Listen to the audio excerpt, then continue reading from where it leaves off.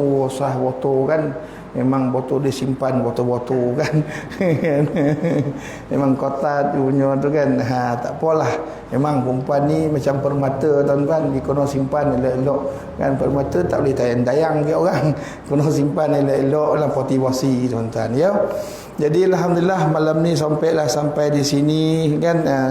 Semoga pengenalan kita ini pada hari ini kan, bolehlah kita panjang-panjangkan silaturahim tersebut. Saya ni nama Wan Aminuddin Wan Abdullah. Orang Terengganu. Orang Terengganu, tak ada menyemondo dah. Kan duduk pun sini orang rumah saya pun orang Sanun juga tuan-tuan. Tapi itulah, belajarlah sikit-sikit cakap dengan 9 kan. Ya, belajar sikit-sikit kok boleh nanti menyesuaikan bagi faham semua. Ya, kalau tak faham tu minta maaf lah, silap bahasa saya ni orang Sanun, bukan orang sini tu dah.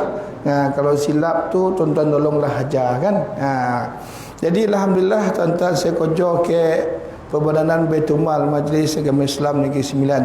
Jabatan saya ketua bahagian kaunseling, Perbadanan Baitul Mal, jabatan kaunseling dan juga infrastruktur khas. Kalau poi ke main bangunan tinggi itu naik tingkat 2 oleh. Naik tingkat 2 oleh tu, keluar ya lift, masuklah kiri ada hasil. Nanggok situ tuan-tuan ya.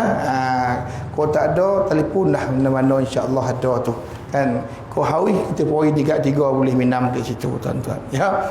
Jadi tuan-tuan dan puan-puan sekalian, malam ni ada Tuan Haji Hamzah Ngobar suruh bawa kitab ni, kitab apa tanda-tanda ni kan. Tapi sebagai intro ya, malam ini nak cerita, ada juga cerita yang ada dalam ni, tetapi tajuk yang khusus lah. Pasal apa saya ni sosokan ada 2 kamera lawan pan ni, rasa macam comel ya kan. Jarang bahasa orang rakam kayak kita ni kan. Saya ni tak biasa mana rakam ni. Rakam kecil lah, rakam biasa, yang besar biasa. Kalau dulu yang kecil ni jarang sikit. Yobo Ustaz ni. Kan tak ada orang saja lawak tuan-tuan ya. Jadi malam ni insya-Allah sebagai apa nama ni, perjumpaan kita nak cerita tentang satu perkara yang semua manusia nak. Ya, semua manusia nak. Makna benda ni yang saya nak cerita kejap lagi ni, tak kira dia tu nabi ke, dia tu rasul ke, dia tu siapa ke, dia nak benda ni. Kan. Jadi benda apa tu Ustaz? Kan? Jadi malam ni nak cerita tentang syafaat. Okey, malam tajuk kita malam ni syafaat. Boleh tulis okey, yang Facebook tu syafaat. Tu deh ya. Tuan-tuan dan puan-puan sekalian, bila bercakap tentang syafaat kan, syafaat ini tuan-tuan dan puan-puan sekalian kan, adalah merupakan satu perkara yang mutlak milik hak Allah. Ya, mutlak milik hak Allah, bukan milik kita tu dah. Bukan milik makhluk, milik Allah, hak mutlak Allah. Apa dia? Syafaat. Ya, syafaat milik Allah. Kenapa kita boleh keluarkan statement menyatakan syafaat ini milik Allah? Sebab Allah lah yang akan endorsekan, Allah lah yang akan tuliskan sign, tanda tangan misalnya, untuk meluluskan syafaat tersebut. Manusia ini hanya boleh membawa syafaat saja, tetapi apa yang dibawa syafaat itu belum tentu dapat ke orang yang nak diberikan. Kenapa belum tentu? Sebab dia kena melalui peringkat terakhir, iaitu endorsement, pengesahan daripada Allah Subhanahu Wa Taala. Ya, kalau tak ada endorsement, tak ada pengesahan daripada Allah Subhanahu Wa Taala, maka orang tu nak bawa 1000 kali pun takkan dapat sudah. Orang tu nak berikan kepada dia yang besar pun tak dapat. Pasal apa? Hak milik Allah yang mutlak syafaat ini ya. Makanya tuan-tuan dan puan-puan sekalian, untuk mendapatkan syafaat ini ya, ada 3 ya, ada 3 ya, 3 yang dinamakan syarat syafaat. Okey, kita tengok satu-satu tuan-tuan ya. Yang pertama, untuk dapat syafaat ini, pertama, orang yang hendak memberi syafaat itu mestilah orang itu Allah redha. Maknanya termasuk dalam golongan orang yang boleh memberi syafaat. Ya, maknanya ada orang yang boleh beri syafaat, bukan setakat orang. Ya, bukan setakat orang. Amalan pun ada. Ya, amalan pun ada. Makna orang tu beramal dengan yang tu dapat syafaat. Bukan setakat orang sahaja, tetapi amalan pun ada boleh beri syafaat kepada kita. Bukan setakat orang saja, malaikat pun boleh bagi syafaat. Nanti kita akan tengok 10 ya, 10 apa nama ni yang boleh memberi syafaat. 10. Sekejap lagi kita akan bincangkan. Kan dia sampai pukul apa ni tuan? Oh, lepas azan lah, azan subuh. Azan subuh. Alhamdulillah, azan subuh. Maknanya syarat baru PKP kita, PKP ni dia azan isyak kena berhenti. Jadi maknanya selagi bila tak azan kita tahuilah. Macam itulah. Comel kan. Ada surau mula-mula, dia bagi surau tu. Mula-mula PKBB tu. Saya naik tangga, dia tunggu mengusi tunggu saya kat tangga. Saya naik tangga kedua, baru tangga kedua. Ustaz, bang isyak berhenti. Yalah, bang isyak kita lah. Bang isyak topik lain kita tak kira. Jadi makna bila kita kalau tak bongkar, tak bang, kita on je lah. Ya, boleh tak? Macam comel. Orang lain tak comel, bahkan mengurusi comel.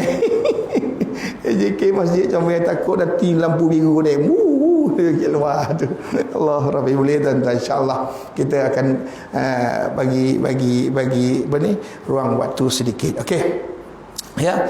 Yang pertama, syarat yang pertama Allah sebut dalam surah Taha. Ya, ayat 109, pada hari itu tidak berfaedah syafaat, tak faedah syafaat kecuali mereka yang diizinkan oleh Allah untuk memberi syafaat. Maknanya syafaat pada hari itu memang ada, tapi kalau Allah tak izin takkan dapat. Maknanya apa? Makna surah Taha ini ayat 109 menyatakan orang yang nak beri syafaat itu kena menjadi orang yang Allah redha. Ya, makanya redha ni penting tuan-tuan. Redha ni adalah satu perkara yang paling besar sekali. Ya, makanya kalau kita tengok kisah Asyah isteri Firaun, laknatullah. Ya, ketika Asyah dia beriman kepada Rabbi Musa wa Harun, Allah Musa dan juga Harun, maknanya Allah lah, Tuhan Musa dan Harun. Ketika waktu berlaku pertandingan di antara ahli-ahli sihir Firaun dan juga dengan Nabi Musa, pada waktu tersebut ahli sihir itu tunjuk dia punya kehebatan nak lawan dengan Nabi Musa ni. Nabi Musa poin abang dia Harun. Ya, abang Nabi Musa ni Harun dengan Musa 3 tahun. Ya, makna Nabi Musa ni 3 tahun lagi adik, makna lagi muda daripada Nabi Harun. Nabi Harun tu abang kepada Nabi Musa. Ya, jadi poin berdua adik ni tuan-tuan. Sampai sana tuan-tuan, Firaun pun tengok, jom kita mulakan, dipendekkan cerita. Kan? Ahli-ahli sihir tu lempar tungkek, lempar macam-macam, kan, lempar tali, orang kata jadi ular, jadi apa-apa macam-macam. Nabi Musa pada waktu tersebut tak tahu. Bang, macam mana kita ni? Ular udang-udang tu kok datang, kita talan mampu kita bang. Macam tu lah cakap Negeri Sembilan ni. Bijak dah cakap Negeri Sembilan tu dah. Tuan-tuan jangan abang Nabi Musa cakap Negeri Sembilan pula. Cakap bahasa Arab lah. Jadi tuan-tuan dan puan sekalian, bila begitu Harun kata aku pun tak tahu.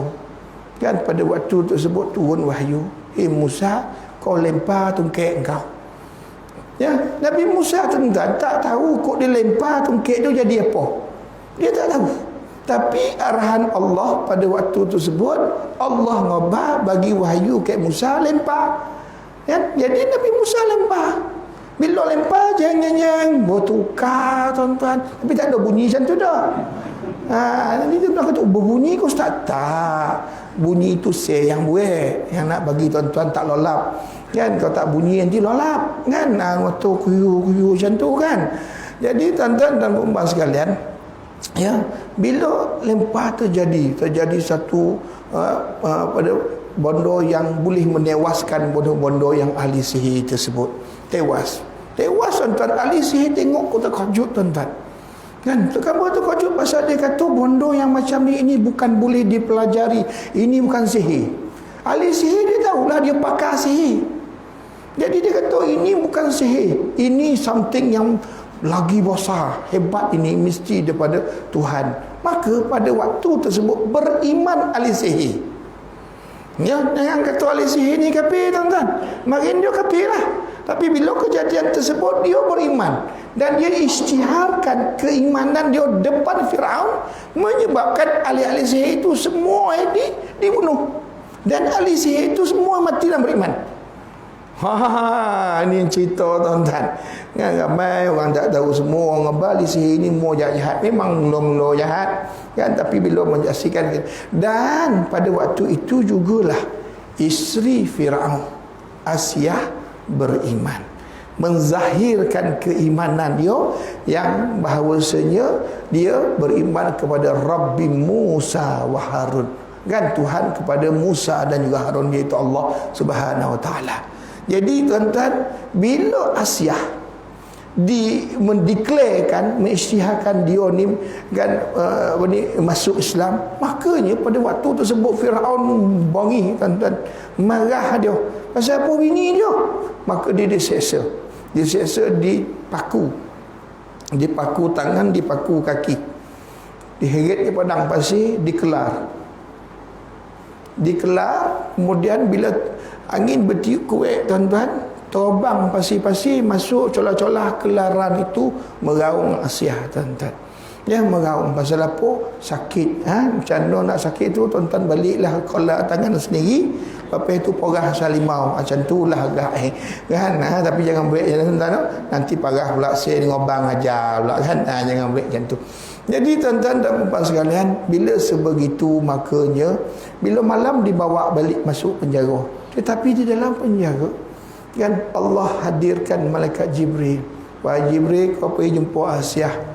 Kau ngobar ke Asiyah, suruh kau ngobar ke tukang jaga pintu syurga tu, buka pintu Kenapa? Biar Asiyah pandang ke sana, biar dia nampak rumah ataupun istana yang telah aku bina untuk dia. Makanya tuan-tuan, Jibril turun, buka, ngobar kepada malaikat jaga syurga, buka. Allah suruh buka, tunjuk tu istana yang Allah bina kepada Asiyah ni. Kan? Asiyah pun tengok. Bila Asiyah tengok tuan-tuan, Asiyah golak. Allah, kau kita lah Allah. Boleh tengok rumah kita. Kan? Tengok rumah kita yang sini pun. Ya rasa yang tambah ke rumah kat sana besar pula tuan-tuan, istana tuan-tuan. Makanya tuan-tuan dan puan, bila Asiyah tengok, Asiyah golak. Sehingga ditanya, kenapa engkau golak? Ya Allah, kau ingat aku baik macam ni, makna tahan kono seksa apa semua ni kerana aku nak itu. Allah, ini hebat tuan-tuan. Ini kalam yang hebat. Ini perkataan bukan kaleng-kaleng punya orang ni tuan-tuan. Ni bukan orang biasa-biasa ni tuan-tuan. Ya, ni orang luar biasa punya perkataan. Kau ingat aku buat ini kerana aku nak tu kau. Kok kita memang celapak poi tuan-tuan. Kok kita lah. Oh yang tu kau Ramadan. Yolah. Tahu poi tuan-tuan. Dia tak. Ya Allah, sesungguhnya aku sanggup menahan segala apa yang telah Allah yang kau berikan kepada ini hanya satu sahaja, iaitu aku nakkan keredaanmu. Allah Rabbi. Tuan-tuan dan puan, aku nak redamu. Ya Allah, makna aku nak reda Allah. Aku buat bondo macam ni, bukan aku nak istana tu tak. Aku tidak mengharapkan pembalasan. Cukup bagiku engkau redha kepada aku. Makanya tuan-tuan, redha ini menjadi syarat yang pertama. Syarat yang pertama bagi pihak yang ingin memberi syafaat. Maknanya kalau Allah tak redha, orang tu takkan dapat menjadi pemberi syafaat. Hanya yang orang yang boleh bagi syafaat ini hanyalah orang yang Allah redha saja. Orang yang Allah tak redha takkan dapat menjadi orang yang pemberi syafaat. Syarat yang pertama. Okey, faham? Kita kena pendek-pendek ni kan, tak boleh panjang. Kok panjang ni, bab ini saja 3 ni biasa saya orang 3 hari 2 malam. Tapi hari ini kita kena copek pasal apa kita dalami. Okey, tuan-tuan dan puan-puan sekalian, berdasarkan kepada ayat tersebut, makna surah Taha ayat 109 tadi itu, makanya syafaat ini terbahagi pula kepada 2. Satu, syafaat umum. Syafaat umum ni yang mana? Siapa-siapa sahaja yang Allah redha akan menjadi orang yang boleh memberi syafaat. Siapa-siapa saja yang Allah redha. Ya, itu umum. Nah, Allah redha ke si A, oh dia boleh bagi syafaat. Allah redha yang si B, dia boleh bagi syafaat. Pasal apa? Ingat formula tadi, hak mutlak syafaat ini milik Allah. Dia punya, pokok dia orang nak bagi kat siapa? Ya, pokok kat dia. Nak bagi kat A ke B ke C ke D, pokok dia punya. Kan? Apa kau nak bagi? Pasal dia punya. Kan? Jadi itu yang dinamakan dengan syafaat umum. Ada yang kedua, syafaat khusus. Syafaat khusus ini tuan-tuan dan puan-puan hanya seorang je. Siapa seorang tu? Tak lain dan tidak bukan junjungan besar Nabi Muhammad sallallahu alaihi wasallam. Makanya tuan-tuan dan puan-puan sekalian, satu-satunya manusia yang diberi syafaat khusus di atas muka bumi, makhluk yang diberi ni, makhluk mana tak kira dia malaikat ke apa, satu yang ada syafaat khusus, iaitu Nabi Muhammad sallallahu alaihi wasallam. Makanya tuan-tuan dan puan-puan sekalian, kan, amat penting kan Nabi Muhammad sallallahu alaihi wasallam. Okey, yang kedua, tuan-tuan dan puan-puan sekalian, yang kedua, syarat yang kedua, kan, Allah tadi, Allah kena redha orang yang memberi syafaat. Pertama tadi.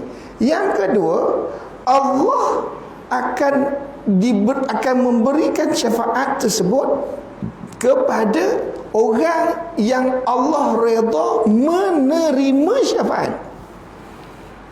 Tadi orang yang baik, ni orang terima. Kan? Saya baik dengan Tuhan. Kan, saya pun ya Allah baik, selalu itu hari jumpa kat masjid sengaja ini. Sampai kat sana jumpa. Allah bagilah, Allah bagi kat saya syafaat misalnya. Kan, saya pun bagi kat Tuhan. Misalnya bagi kat Tuhan. Kan, tiba-tiba saya bagi boleh. Memang saya boleh bagi. Tetapi Allah tak nak bagi. Allah tak nak bagi, makna tak nak endorse kepada orang yang saya nak bagi tersebut. Saya nak bagi. Saya nak bagi, tapi Allah tak nak endorse. Jadi syarat kedua ialah Allah mesti redha orang yang hendak menerima syafaat tersebut, ataupun orang yang hendak diberikan syafaat. Ya, Allah kena redha. Kalau Allah tak redha, ustaz tak dapat. Walaupun orang yang nak beri itu beria dia nak beri, tuan-tuan, tapi Allah tak nak beri. Allah kata tak, kau boleh beri, tapi lah sekali aku sign, aku tak sign tak jalan. Tak baik, tuan-tuan. Jadi orang yang menerima syafaat itu mesti menjadi orang yang Allah redha. Surah An-Najm, kan, ayat 26, Allah berfirman, maksudnya padahal berapa banyak malaikat di langit, syafaat mereka tidak mendatangkan sebarang faedah Makna nak ngabar, langit tu banyaknya malaikat, dan malaikat ni di antara makhluk yang boleh bagi syafaat. Banyak syafaat, tetapi mereka tidak mendatangkan sebarang faedah kecuali sesudah Allah mengizinkan bagi siapa yang dikehendaki dan diredai oleh Allah. Makna orang yang nak terima syafaat tu pun mesti menjadi orang yang diredai oleh Allah. Makanya nak beri syafaat kena orang redha, yang redai oleh Allah. Nak terima syafaat pun mesti menjadi orang yang diredai oleh Allah Subhanahu wa taala. Makanya tuan-tuan dan puan-puan sekalian, kan, syafaat yang paling besar ialah syafaat yang Allah beri kepada hanya ahli tauhid. Ahli tauhid ni siapa? Iaitu orang yang mengucap asyhadu an la ilaha illallah wa asyhadu anna Muhammadar Rasulullah. Orang tu je yang dapat, kan? Hadis Bukhari, Sahih Bukhari, Rasulullah SAW bersabda, syafaat di akhirat hanya buat ahli tauhid. Kan? Abu Hurairah pernah bertanya, wahai Rasulullah, siapakah yang paling bahagia mendapat syafaatmu? Jawab Rasulullah SAW, orang yang mengaku la ilaha illallah. Makna orang yang mengaku mati dia dalam keadaan beriman kepada Allah Subhanahu wa taala, mereka itu mempunyai peluang untuk mendapatkan syafaat. Jadi dengan declaration ini, maka dah tentulah orang yang kafir tidak berhak untuk mendapat syafaat. Orang kafir tak berhak, kan? Bahkan orang-orang kafir ini yang mati kafir, tuan-tuan, mati dalam keadaan bukan Islam, mereka ini tak perlu tanya pun, humban tauhid dalam neraka, tuan-tuan. Tauhid campak, tak perlu tanya kau apa tu mari, tak perlu, tuan-tuan. Kenapa tak perlu? Untuk apa tanya? Pasal apa? Siapa yang mati dalam keadaan kafir, fi nari jahannam khalidina fihi abadah. Ya, Allah akan campak mereka dalam neraka khalidina fihi abadah. Kokar dia. Makna dia akan duduk dalam neraka, kan, tak keluar-keluar. Tak keluar-keluar. Takkan keluar. Jadi untuk apa lagi nak ditanya? Untuk apa lagi nak disoal? Untuk apa lagi disiasat? Sedangkan dia dah kafir. Jadi orang kafir ni campak, Allah campak masuk neraka. Yang kena soal ni siapa? Yang kena soal ni, kan, tapisan SPRM, tapisan polis, immigration, custom, pelbagai ni, siapa orang yang beriman? Kenapa nak tengok, nak ukur berapa banyak pahala, berapa banyak, berapa banyak dosa? Kenapa nak ukur? Sebab nak tentukan ke mana nonggok, nak tentukan bentuk hukuman, kan? Oh, ni kesalahan sikit-sikit dia, campak neraka ni, ni kesalahan je ni, ni duduk sanun, oh ni sakar, ni jahannam, jahannam kita, tuan-tuan. Nama pun jahannam, tuan-tuan. Nama pun jahannam, memang usah jahannam, tuan-tuan. Tuan-tuan dan puan-puan, gorun nama takut, tuan-tuan. Tetapi ada orang yang beriman, kan? Allah sebut dalam surah An-Nisa ayat 48. Sesungguhnya Allah tidak akan mengampunkan dosa orang yang mensyirikkan Allah. Makna dia beriman, kan? Dia Islam, lepas itu dia mensyirikkan Allah. Mensyirikkan Allah, kan? Allah tidak akan mengampunkan, kan, orang yang mensyirikkan Allah, sedangkan dia sudi mengampunkan selain daripada orang yang syirik kepada Allah. Makna orang yang beriman, dia tak syirik kepada Allah, Allah akan ampunkan. Engkau datang kepada aku dalam keadaan engkau mempunyai dosa sebanyak langit dan bumi. Langit dan bumi ni, tuan-tuan, penuh dengan dosa kita. Penuh. Tak ada ruang, padat. Tuan-tuan, tapi kau datang kepada aku dengan pengampunan, dengan satu taubat, maka aku akan datang kepada engkau dengan pengampunan aku sebanyak langit dan bumi. Makna apa? Makna tak ada apa lah. Kosong. Itu bukan hadis, bukan Quran, tuan-tuan. Itu Najwa Latif nyanyian, ya. Ada kosong. Kenapa kosong? Mesti ada taubat. Satu-satunya umat yang ada di atas muka bumi ini, umat yang diberikan privilege. Boleh kau kuat macam ni? Boleh. Tak ada masalah, ya. Saya takut orang sini buang jantung ke apa. Kan robah kan. Kenapa robah? Ustaz cakap kau bona. Apa rasa? Kan? Ya, tuan-tuan, ya.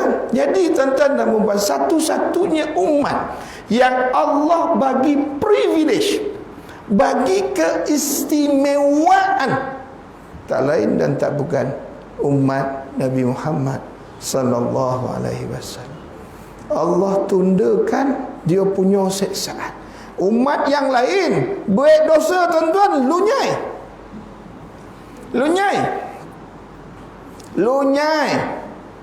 Kan? Makanya sebelum Rasulullah wafat, Rasulullah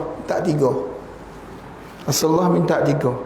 Ya Allah, ya Rahman, ya Rahim, aku mohon kepadamu, jangan kau datangkan banjir besar seperti kaum Nabi Nuh. Ni banjir-banjir yang kita dengar ni hari ni pun semua ni kat kacik amik ni. Ini je lagi gigi yo. Kan? Koklah kita ada pada zaman Nabi Nuh kemarin. Tuan-tuan. Habis kita, tuan-tuan. Kan setengah pendapat 3 pompek dunia. 3 pompek dunia. Tuan-tuan sini yang Sungai Jaya pun sama. Uyuk. Selesai tenggelam. Kan? Ada orang kata satu dunia. Maknanya satu dunia kok waktu tu sebut kita ada satelit. Satelit tu boleh pancar tengok ke bumi ni. Satu dunia ni biru. Kenapa biru? Kerana diselubungi oleh air. Makanya Allah kata okey. Tapi tak ada cakap okey tu tak. Janganlah macam foto bondo nah. Kan? Waktu Allah kata okey, aku luluskan. Ya Allah, aku minta kedua, janganlah engkau goncangkan bumi sebagaimana engkau goncangkan kaum Ad wa Thamud. Goncang-goncang sikit, yo palu-palu goga 10,000 mati. Kan? Goga-goga 1,5 juta mati. Goga-goga 10 juta tsunami makin 2004 meninggal. Kan 10 juta kan bergoga habis. Kan semua mati dah. Jangan main-main. Kan? Kau dia buat macam Nabi Lut. Nabi Lut, tuan-tuan, Allah korek. Ni kota Sadum. Kota Sadum duduk sini ah. Ni kota Sadum. Kan? Nampak tak? Tak nampak tak lama 2 kali Jumaat selesai. Nampak lama, kan? Tuan-tuan, ni kota Sadum. Allah ngarahkan malaikat korek. Angkat. Kalau ada masa kita cerita panjang. Ini tak cerita panjang. Ni pun dah selesai lagi, baru 2. Ni, angkat ni, tuan-tuan. Kan? Berhenti. Habis tu pusing tu. Apa jadi pusing? Cuba buat air ni, kita buka. Apa jadi? Habis. Saya kalau isi kuku. Yang tengah buat kamera pun tak kamera pun kuku. Tuan-tuan. Dan kita dah nangok sini habis kuku, tuan-tuan. Dalam kuku, orang tanya mana mayat Orang tanya mana mayat dah satu kotak yang diangkat, mana mayat Mayat tu tak pernah cecah bumi. Kenapa tak pernah cecah bumi? Kerana sijin. Allah tembak setiap mayat yang jatuh tu, tuan-tuan. Jatuh ni, setiap orang yang jatuh tu Allah tembak dengan peluru daripada batu api neraka. Jadi jatuh ke bumi apa dia? Hancur. Tak payah cari kubur tu. Memang tak ada, tuan-tuan. Tak payah cari kubur. Tuan-tuan tak payah cari kubur kaum Ad. Kaum Ad bosah. Kaum Samud bosah seperti pokok kelapa. Tak payah cari. Tak ada. Kenapa tak ada? Allah blender. Balik rumah blender. Boli daging blender. Jadi macam mana? Tak ramah daging, tuan-tuan. Dah berbondong tak. Ngobah daging tu. Tu dia. Pasal apa? Hancur. Allah kata, okey, ya Allah, aku mohon yang ketiga, supaya engkau satukan hati-hati umatku. Tak apa itu dah. Makanya kita bercakap sampai hari ini. Bukan sampai hari ini, sampai kiamat. Kita akan sentiasa bergaduh sampai kiamat, tuan-tuan. Pasal apa? Permohonan yang ketiga, Allah tak luluskan. Allah tak endorse, tuan-tuan dan perempuan sekalian. Makanya kita umat Nabi Muhammad, Allah bagi satu keistimewaan, tidak akan berlaku perkara tersebut. Dan Allah bagi satu lagi keistimewaan, iaitu Allah tunggu taubat kita. Allah tunggu taubat kita. Allah bagi dua sempadan taubat. Pertama, nyawa sampai ke halkum. Pertama, nyawa sampai ke halkum, itu sempadan. Makna lepas pada halkum, walaupun boleh bercakap, pintu taubat telah ditutup. Out. Kan? Yang kedua, Allah bagi. Kan? Sehinggalah matahari naik belah barat. Ini dua, tuan-tuan. Ini dua. Ingat elok, tuan-tuan. Ingat elok. Kan? Kemungkinan yang barat tu jauh, tapi yang lokek ni, ni duk dalam diri kita. Ni, tuan-tuan. Kenapa? Ini batasan pintu taubat.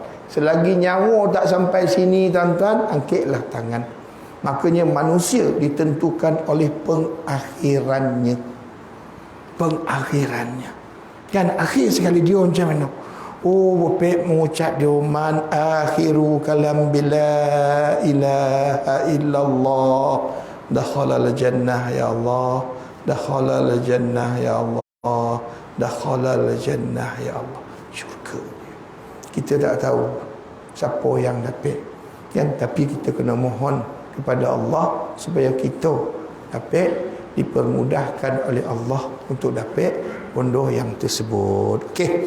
Yang ketiga, tuan-tuan dan puan sekalian, syarat yang ketiga iaitu Allah izinkan pihak yang memberi syafaat untuk memohon syafaat. Maknanya kita ni tak boleh syafaat, tak boleh beri syafaat. Kita pun orang tak nak beri kat kita. Orang pun tak nak. Seramai-ramai orang yang boleh bagi syafaat, seorang tak nak bagi kat kita. Tetapi Allah tak nak hampakan kita. Allah sebut dalam surah Yunus ayat 3, tidak ada sesiapa pun yang dapat memberi syafaat melainkan sesudah seizin Allah Subhanahu Wa Taala. Maknanya kita boleh request, ya Allah, tak ada orang nak bagi syafaat ke aku, tak tahulah apa orang mandang ke aku ni, kan? Tetapi ya Allah, aku tahu syafaat milikmu, ya Allah, berikanlah kepadaku syafaat. Makna siapa saja tak tahulah, tapi dapat syafaat. Makna kita boleh memohon syafaat tersebut. Dalam hadis sahih Muslim, secara umum Allah redha mukmin memberi syafaat. Bagaimanapun ada dalam kalangan mereka yang tidak diizinkan. Rasulullah SAW mengingatkan, sesungguhnya para pengutuk tidak akan menjadi saksi, tidak juga pemberi syafaat pada hari kiamat. Siapa pengutuk tu? Pengutuk mulut tak ada insurans. Mulut tak ada insurans. Mulut tu cakap, ya Allah, ya Rahman, ya Rahim. Macam dunia ni dia yang punya. Tuan-tuan, bercakap tu uyai perkataannya bombastik, fantastik, Mr. Loba-loba, tuan-tuan. Dengar pun ya Allah, menanah telinga. Tuan-tuan, kita dengar tu sampai kita cek lah telinga kita. Elok tidak? Kenapa tiba-tiba sakit ni? Kan hati ni tiba-tiba bongkak. Kenapa bengkak? Bengkak. Macam mana tak tahu tu, tuan-tuan. Jadi awas dengan orang yang mempunyai mulut yang gemar mengutuk. Kan? Payah ustaz. Rumah tapi yang sajid. Tapi tak nak nampak pun. Entah pun nak jadi. Mulut. Okeylah jangan. Oh sampai macam tu. Okey jangan ya Allah, ya Rahman, ya Rahim. Bagilah hidayah. Okey jangan. Dengar semayang. Wow. Motor. Kuat kan tapi jalan kita ni exhaust kuat bising. Ada celaka motor. Lah apa dicelakakan? Tengok anak dia.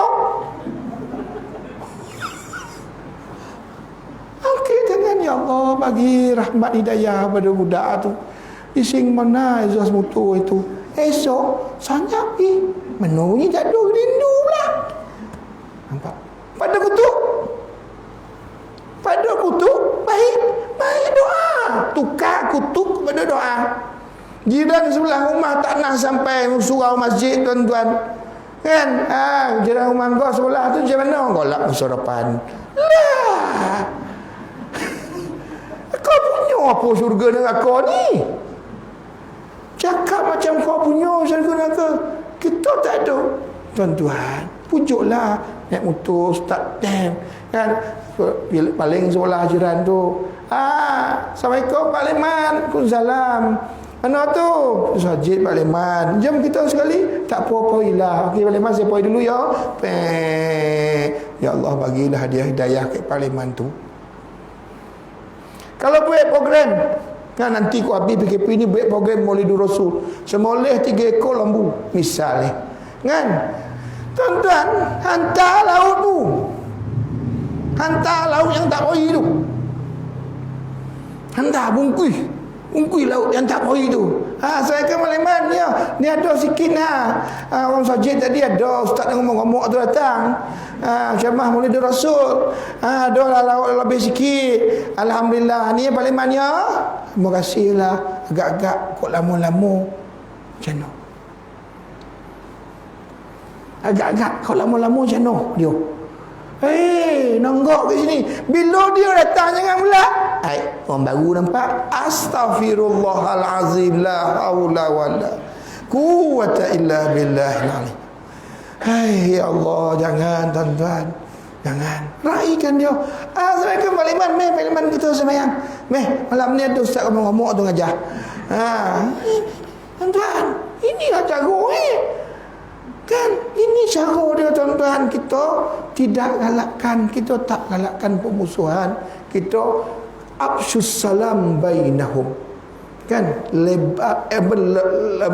lempahkan salam kepada di antara kamu tuan-tuan dan puan sekalian. Makanya tuan-tuan dan puan sekalian, itu adalah bagi orang-orang yang Allah izinkan untuk memohon syafaat. Boleh sikit lagi kau? Boleh berhenti dah. Sikit lagi ya. Dah bunyi dah. Bunyi makna lepas tu bila tutup tak azan lagi. Bila tutup dulu. Lepas tutup ceramah lagi sambung. Lepas tu dia azan. Okey, tuan-tuan dan puan sekalian, kita akan tengok. Ini bukan bab takhir sebenarnya panjang, tapi saya tengok tuan-tuan tak sabar. Siapa yang boleh bagi syafaat tu? Siapa yang boleh bagi syafaat? 10. Bukan 10 orang. 10 ni ada orang, ada malaikat, ada amalan. Ya, kita tengok satu-satu. Okey, yang pertama yang boleh bagi syafaat kepada kita, apa dia? Al-Quran. Al-Quran satu-satunya mukjizat sampai sekarang ada. Mukjizat banyak. Kan? Semua Nabi ada mujizat. Tetapi mujizat yang paling besar dan kokar sampai sekarang tidak lain dan tidak bukan tu dia dalam mari itu Al-Quran. Rasulullah SAW bersabda dalam hadis Tirmizi, hadis Muslim, Sahih Muslim, bacalah Quran. Sesungguhnya Al-Quran ini pada hari kiamat kelak akan datang menjadi teman kepada kita. Teman kepada kita. Untuk apa jadi teman? Dia duduk sebelah kita. Kenapa dia duduk sebelah kita?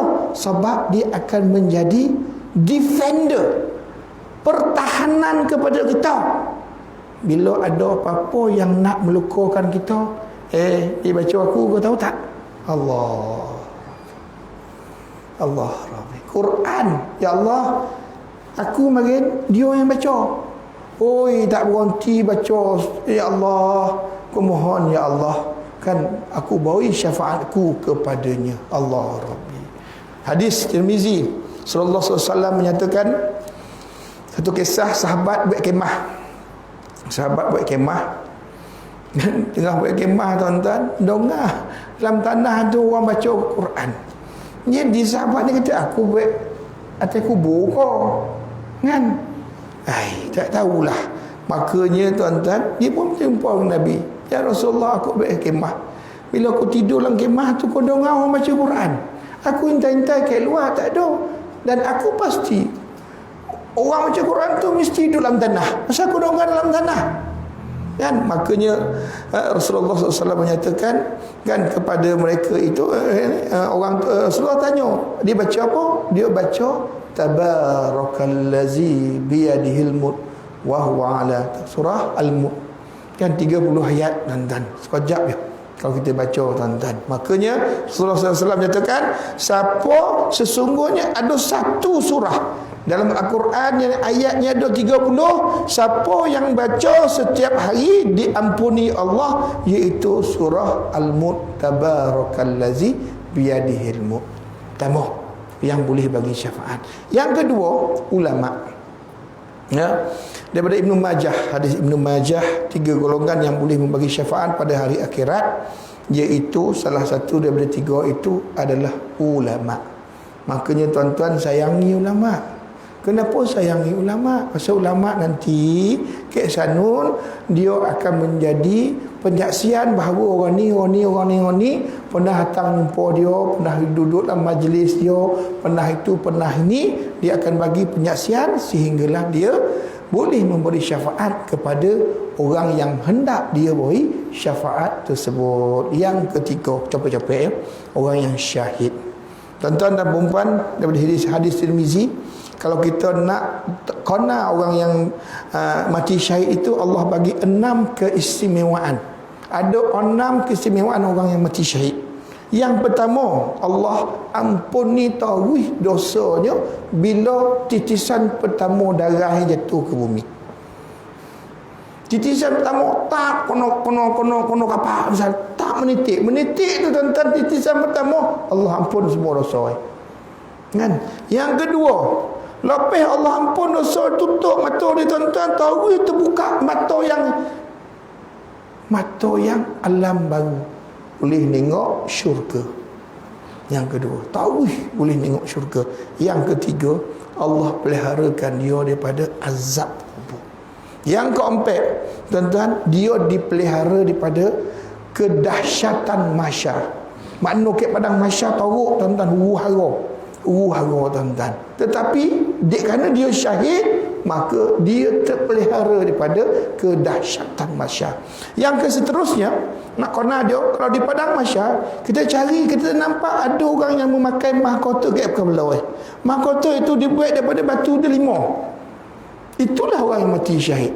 Dan ogo ni, mahkota ni, tuan-tuan, nak boleh dikumpulkan segala langit dan bumi punya otak, takkan mampu boleh. Kenapa? Pasal dia terlalu mahal. Ya, dan yang seterusnya, dia peristrikan oleh Allah dengan 72 bidadari. Dan dia boleh bagi syafaat kepada 70 orang sanak saudara dia, orang yang mati syahid. Siapa yang mati syahid? Siapa yang mati syahid? Orang yang mati syahid ialah orang yang berjuang fi sabilillah. Itu salah satu. Orang yang mati syahid ialah orang yang sentiasa belajar. Sentiasa belajar. Belajar dia, ya Allah, malam ni ada ustaz gemuk-gemuk tu datanglah ni, ada kitab sikit kan, datang belajar dia. Tak aksiden, tuan-tuan, syahid. Orang yang jaga mak abah. Jaga mak abah. Dan abah dia ngobat kat dia, jangan abah rasa nak kena uyan lah. Durian tak apalah, kita cari durian nanti. Tak nak, nak durian jelabu. Padahal sini banyak lembak durian, tak mahu nak jelabunya. Nak tipu abah, takut boleh yo, biar boleh ambil depan tu kombo kan, banyak durian sini kan, boleh yo, tapi menipu pula. Ngomong ngak abah kan, abah tanya, ni durian mana jelabu? Kan pada situ boleh ambil belakang rumah yo. Oh iya jelabu dia. Semata-mata abah nak makan durian jelabu. Balik 3 biji. Kan balik sampai tang selekoh nak masuk tang longging tu kan. Simpang tu lah. Turun tu kan nak masuk lah kanan tu kan. Masuk jalan-jalan lama kan. Masuk situ abah itu accident. Syahid tuan-tuan dan puan sekalian. Ya, seterusnya yang keempat, orang yang boleh bagi syafaat bukan orang tapi amalan. Siapa? Puasa boleh bagi syafaat tuan-tuan. Ya, hadis riwayat Ahmad, ya, puasa akan memohon syafaat kepada hamba yang mengerjakan. Puasa berkata, ya Allah, aku menghalangnya dari makan dan syahwat pada siang hari, maka aku perkenankan syafaatku untuknya. Hadis riwayat Imam Ahmad, tuan-tuan dan puan-puan. Yang kelima, orang soleh. Ya, orang yang soleh. Imam Ahmad menyatakan dalam hadis Rasulullah SAW, sungguh akan ada orang yang masuk dalam syurga syafaat oleh seorang sahaja. Seorang yang bagi syafaat, tetapi ramainya yang masuk syurga itu sehingga 2 perkampungan, 2 kampung punya ramai. Dia seorang yo, tetapi punya ramai orang yang diberi syafaat, sehingga kan jumlahnya itu lebih kurang 2 kampung. Mangai kan, Sungai Jai, Sungai Macang bergabung 2 ramai-ramai tuan-tuan. Allahu Rabbi. Kan ini bukan Sungai Macang kau. Alah, kita seolah kan. Sungai Jai 2 kampung. Kan macam entah siapa bagi syafaat? Orang yang soleh. Tuan-tuan dan puan-puan. Ya, nombor 6 yang boleh bagi syafaat adalah hadis riwayat Muslim, Sahih Muslim. Sallallahu alaihi wasallam bersabda, apabila seorang jenazah disolatkan oleh kaum muslimin selamat 100 orang, mati seorang, ya, carilah 100 orang. Hadis Sahih Muslim khabar, cari 100 orang, semayanglah jenazah.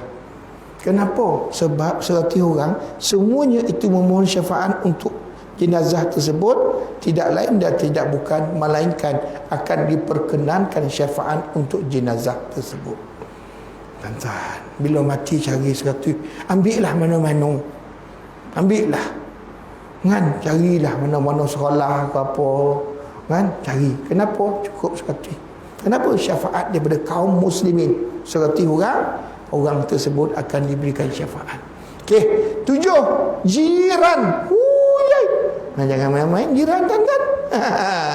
Kan? Hadis riwayat Ahmad, tidak ada seorang muslim yang meninggal dunia lalu 4 ahli keluarga jiran-jiran.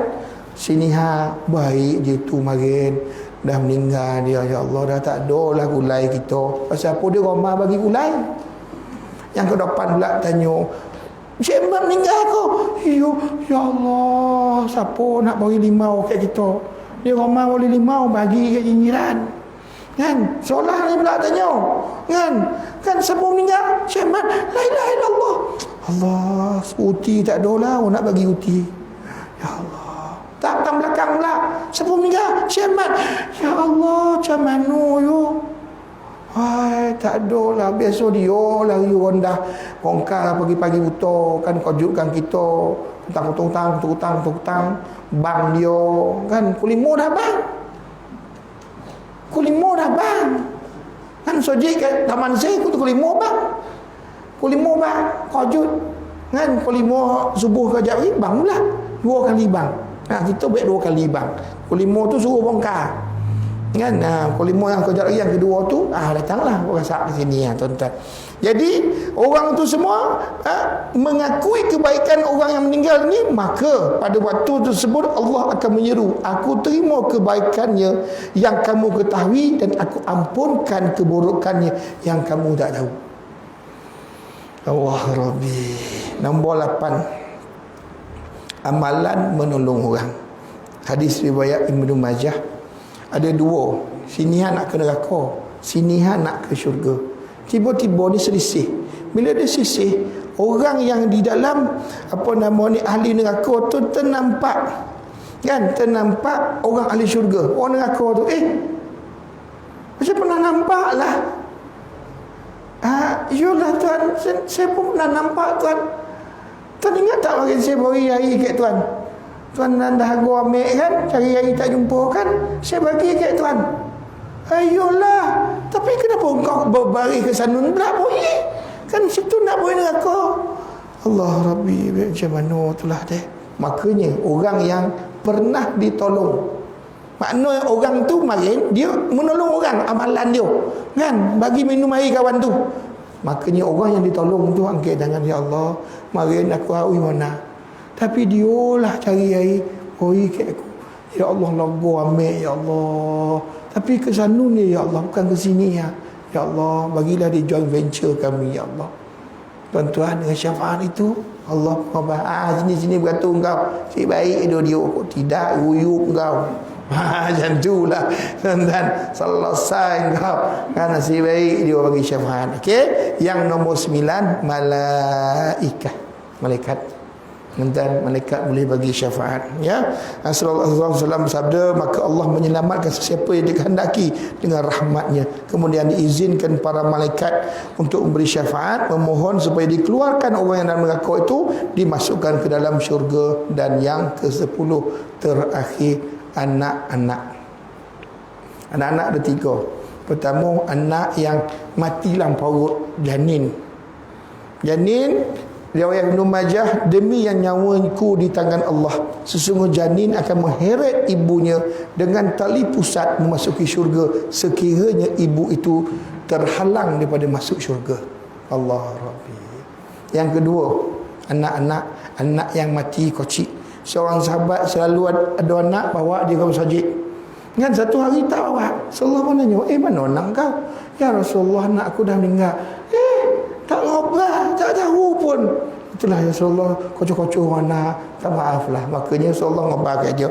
Kan, adakah kamu suka nanti tiada mana-mana pintu syurga yang kamu akan masuk, malaikat kamu mendapati bahawa anakmu sedang menunggu kamu di sana. Anak ayat masuk syurga, tuan-tuan.